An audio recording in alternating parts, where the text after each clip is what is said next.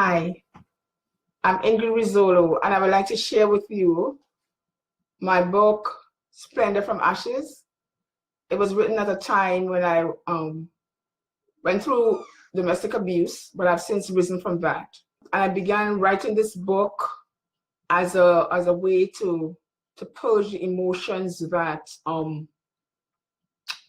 wanted to color my journey through life. Because domestic abuse could do that, could mark you.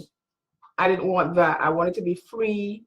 I wanted to set my creativity free so I sort of rediscovered myself, of course, with prayer and faith in God.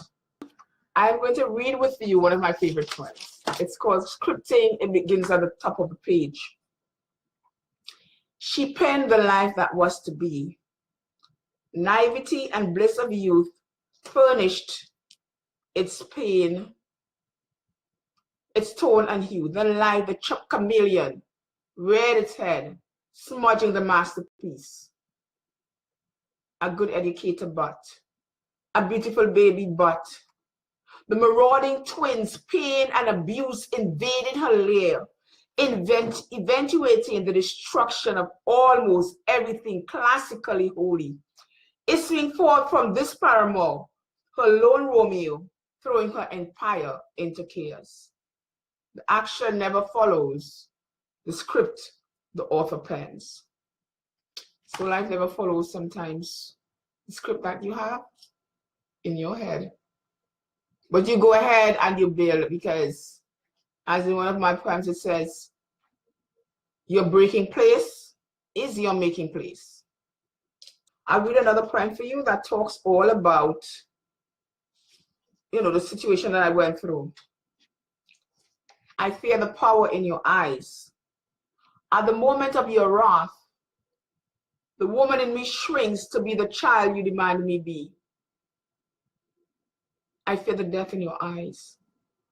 But this dwarf must hero be, cowering, placating, martyring her soul so her kids won't have your eyes.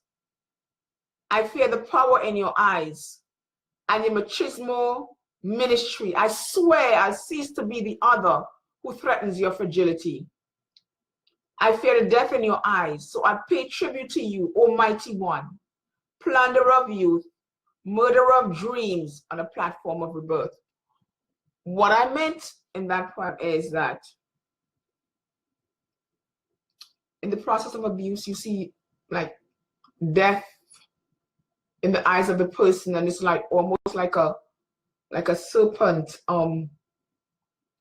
paralyzes its prey with its eyes, and then you literally shrink inside. You become like defenseless on the so you sort of try to placate and so on to, because you fear death. You fear death at what you do, and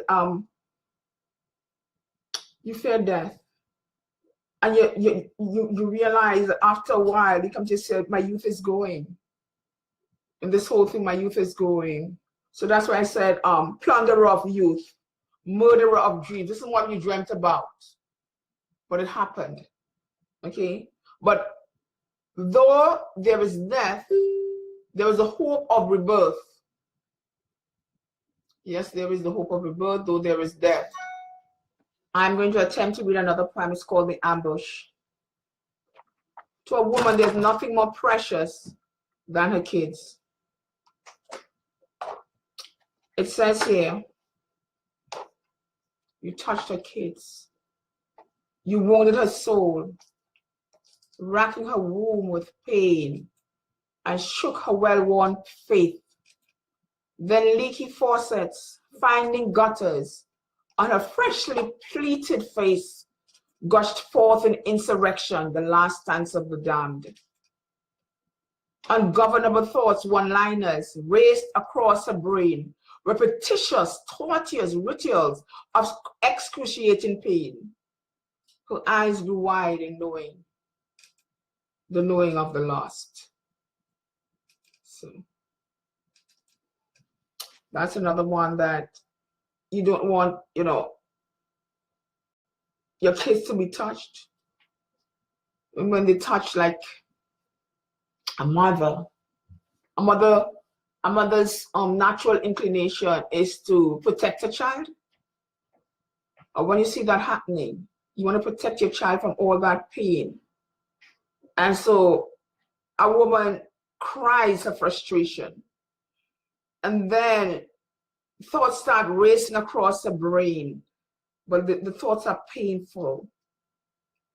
And you feel somehow lost. That's why the last line he says, her eyes grew wide in knowing, the knowing of the lost. In one instance, it also means that, you know, the situation is lost and it's hopeless. This is my book, Splendor from Ashes, in which I chronicle my experiences. I read for you so far, the dwarf. I'm going to read another one. It's called The Abyss. It was really a sad time in my life. There comes a time when you give and you give, and then you can give no more. So the decision is made to do what you can. But you, being you, you do and you do and you fight mercilessly. You become estranged from yourself. You step outside of you and wonder who you are. You find that you are a stranger looking at your children and you are alienated from the pain or laughter they bring, but you don't want to feel. Everything is being drained from you. You wish that you would snap and pop inside of you, hurling you into oblivion or to times of laughter and soon. You don't want to think. For thinking seduces you and reduces you, and you fall like a Goliath. You fall like a dwarf before the Goliath of your thoughts. When you're going through this hard time, it hurts so much that you don't want to think. You wish that you were not. I want to read another one for you. It's called The Princess. Handsome prince, filed tongue, velvety thoughts, loves a grand idea. Grand idea. Golden slippers, rhythmic dance, filmy short clouds, soft clouds, a fairy's white dress and veiled face, bright eyes, wedding march, troubled mother, sunset journey, errant lover, dull eyes, dreary splendor, distant godmother,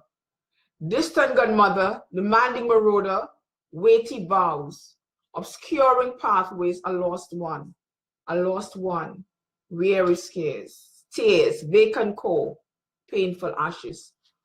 This poem is telling again, you know, in the same theme, it's talking about how you can feel lost. You know, you begin with a handsome prince, you know, loves a grand idea, all the fairy tales you have been taught. You know, you think you have the golden slippers, the white dress and everything. You do the wedding march, but your mother is troubled because she saw some of that before. Okay? And then there was like the sunset journey. The sunset journey, there's nothing really there. The sun really set. There's nothing beautiful there. It sucked all the beauty out of it because your lover who is your husband, is errant. And there is no splendor there. There is no godmother to change it all around. The godmother is distance. And there's a marauder. The marauder, the one who made vows with you, is now a demanding marauder in your life, destroying it. And you can't see the path out. That's why I said, obscure pathway. A lost one, then become weary stares, and it's almost like you're empty inside, and reduce the painful ashes. But there is always hope. I will end with this last one that says it all. It's called the everlasting one. He reveals truth to me. He turns me to face myself. He speaks truth to me so I can speak truth to myself. I must be naked, naked and open, unashamed before him, fig leaves shunning, seeking his designs. I must hear his truth, for to be clothed by him is my desire, with initial divestments of superfluity that's shooting from the center. He dethrones my ethical failings that inflict upon me consciousnesses of divergence. He's made me one. He's made me whole again.